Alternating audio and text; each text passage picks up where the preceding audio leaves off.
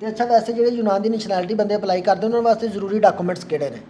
ਜ਼ਰੂਰੀ ਡਾਕੂਮੈਂਟ ਤਾਂ ਉਹਨਾਂ ਲਈ ਆ ਵੀ ਉਹ ਕਲੀਅਰੈਂਸ ਹੋਣੇ ਚਾਹੀਦੇ ਆ, 7 ਸਾਲ ਦੀਆਂ ਦਿਲੋਸੀਆਂ ਹੋਣੀਆਂ ਚਾਹੀਦੀਆਂ ਇਸ ਟਾਈਮ ਜਿਹੜਾ ਕਾਨੂੰਨ ਆਇਆ ਹੈਗਾ ਸਾਡੇ ਕੋਲ। ਮੇਨ ਪੁਆਇੰਟ ਸਾਡੇ ਕੋਲ ਇਹ ਆ, ਬਾਕੀ ਤਾਂ ਸਾਡੇ ਆਪਣੀਆਂ ਕੰਟਰੀਆਂ ਬਰਥ ਸਰਟੀਫਿਕੇਟ ਚਾਹੀਦਾ, ਫੈਮਿਲੀ ਸਰਟੀਫਿਕੇਟ ਚਾਹੀਦਾ ਬਸ। ਤੇ ਦਿਲੋਸੀ ਮੈਕਸਿਮਮ ਕਿੰਨੇ ਦੀ ਹੋਏਗੀ? ਜਿੰਨੀ ਤੁਹਾਡੀ ਵਾਸਿਕੋ ਮਿਸਤੋ ਆ, ਹੁਣ ਤਾਂ ਵਾਸਿਕੋ ਮਿਸਤ 930 ਹੋ ਗਈ ਆ ਤੇ ਦਿਲੋਸੀ ਤੁਹਾਡੀ 11,000 ਤੋਂ ਉੱਪਰ ਚਾਹੀਦੀ ਆ।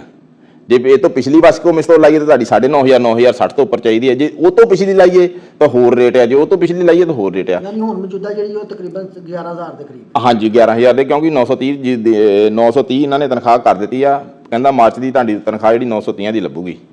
ਤੇ ਜਿਹੜੇ ਬੰਦਿਆਂ ਦੀ ਇੱਥੇ ਲੱਗਦੀ ਹੈ ਪੈਨਸ਼ਨ ਲੱਗਦੀ ਹੈ ਉਹਨਾਂ ਵਾਸਤੇ ਵੀ ਇਹ ਡਾਕੂਮੈਂਟਸ ਪ੍ਰੋਵਾਈਡ ਨੇ? ਹਾਂਜੀ ਉਹਨਾਂ ਲਈ ਵੀ ਇਹ ਚੀਜ਼ਾਂ ਬਿਲਕੁਲ, ਜਿਹੜੇ ਜਿਹੜੇ ਇੱਥੇ ਨੇ ਪੈਨਸ਼ਨ ਦੇ ਬੰਦੇ ਜਿਹੜੇ ਪੈਨਸ਼ਨ ਲੈਂਦੇ ਪਏ ਸਾਡੇ ਬੰਦੇ ਆਲਰੇਡੀ ਤੇ ਜਿਹਨਾਂ ਨੂੰ ਪੈਨਸ਼ਨ ਲੱਭਣੀ ਉਹਨਾਂ ਨੂੰ ਵੀ ਇਹ ਚੀਜ਼ਾਂ ਚਾਹੀਦੀਆਂ। ਉਹਨਾਂ ਨੂੰ ਫੈਮਿਲੀ ਸਰਟੀਫਿਕੇਟ ਮੈਰਿਜ ਸਰਟੀਫਿਕੇਟ ਦੀ ਕੋਈ ਲੋੜ ਨਹੀਂ ਹੈਗੀ। ਤੇ ਪੈਨਸ਼ਨ ਵਾਸਤੇ ਜ਼ਰੂਰੀ ਹੈ ਇੱਥੇ ਕਿੰਨਾ ਅਰਸਾ ਗੁਜ਼ਾਰੇਗਾ ਜਾਂ ਜ਼ਰੂਰੀ ਏਜ ਹੈ? ਇਹ ਜ਼ਰੂਰੀ ਏਜ ਆ ਜੇ ਤੁਸੀਂ ਪੈਨਸ਼ਨ ਲੈਣੀ ਆ। ਜੇ ਤੁਹਾਡੀ ਉਮਰ ਆ, ਉਮਰ ਦੇ ਹਿਸਾਬ ਨਾਲ ਤੁਹਾਨੂੰ ਕਾਨੂੰਨ ਇਹ ਕਹਿੰਦਾ ਕਿ ਜਿਹੜਾ ਬੰਦਾ ਦੇਸ਼ ਦੇ ਵਿੱਚ 40 ਸਾਲ ਰਹਿ ਗਿਆ, ਜੇ ਮੇਰੇ ਕੋਲ ਮੰਨ ਲਓ ਗ੍ਰੀਕੀ ਨੈਸ਼ਨੈਲਿਟੀ ਆ, ਮੈਨੂੰ 40 ਸਾਲ ਦੇਸ਼ ਦੇ ਅੰਦਰ ਰਹਿ ਗਏ ਹੋਣੇ ਚਾਹੀਦੇ ਆ, ਤਾਂ ਫਿਰ ਮੈਂ ਦੋਨਾਂ ਪੈਨਸ਼ਨਾਂ ਦਾ ਅਧਿਕਾਰਦਾਰ ਆ। ਇੱਕ ਜਿਹੜੀ ਮੇਰੀ ਕੰਮ ਵਾਲੀ ਪੈਨਸ਼ਨ ਇੱਕ ਆ ਮੈਨੂੰ ਐਫਕਾ ਦਿੰਦਾ ਉਹ, ਤੇ ਇੱਕ ਜਿਹੜੀ ਮੈਨੂੰ ਯੂਰਪੀਅਨ ਜਾਣੀ ਕਿ ਦੇਸ਼ ਸਾਡੀ ਕੰਟਰੀ ਗ੍ਰੀਸ ਦਿੰਦੀ ਆ ਬੁਢਾਪਾ ਪੈਨਸ਼ਨ, ਉਹ ਜਿਹਨੂੰ ਸਾਡੀ ਪੰਜਾਬੀ ਵਿੱਚ ਬੁਢਾਪਾ ਪੈਨਸ਼ਨ ਅਸੀਂ ਕਹਿੰਦੇ ਆ। ਉਹ ਦੋ ਪੈਨਸ਼ਨਾਂ ਅਸੀਂ ਲੈਣੀਆਂ ਚਾਹੁੰਦੇ ਆ ਤੇ ਸਾਨੂੰ 40 ਸਾਲ ਇੱਥੇ ਯੂਨਾਨ ਦੇ ਵਿੱਚ ਰਹਿ ਗਏ ਹੋਣੇ ਚਾਹੀਦੇ ਆ। ਉਹ ਕਾਨੂੰਨ ਗ੍ਰੀਕੀਆਂ ਦੇ ਉੱਪਰ ਜਿਹੜੇ ਇੱਥੇ ਗ੍ਰੀਕੀ ਪੈਦਾ ਹੋ ਚੁੱਕੇ ਆ।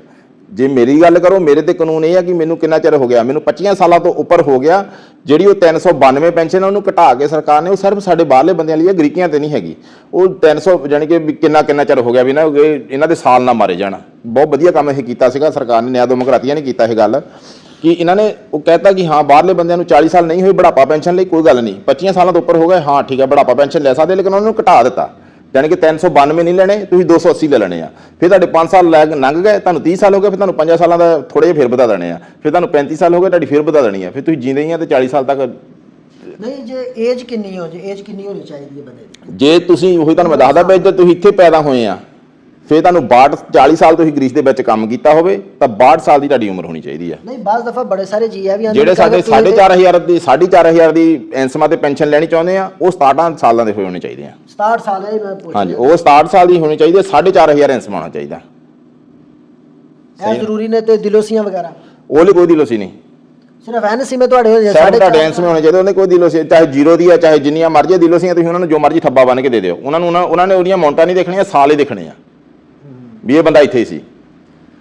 ਬਾਕੀ ਭਾਈ ਕੁਮਾਰ ਤੁਹਾਡੀ ਮੁਹੱਬਤ ਹੈ, ਬਹੁਤ ਜ਼ਿਆਦਾ ਮਸ਼ਕੂਰ ਹਾਂ। ਆਪਣਾ ਕੀਮਤੀ ਟਾਈਮ ਦਿੱਤਾ ਤੇ ਇਨਸ਼ਾਅੱਲਾ ਅਸੀਂ ਦੁਬਾਰਾ ਤੋਂ ਫੇਰ ਉਹਨਾਂ ਦੇ ਇੰਟਰਵਿਊ ਕਰਨ ਆ ਜਾਵਾਂਗੇ ਭਾਈ ਕੁਮਾਰ ਦਾ। ਤੁਹਾਡੇ ਕੋਈ ਵੀ ਸਵਾਲਾਤ ਹੋਣ ਤਾਂ ਤੁਸੀਂ ਸਾਡੇ ਨਾਲ ਸ਼ੇਅਰ ਕਰ ਸਕਦੇ ਹੋ।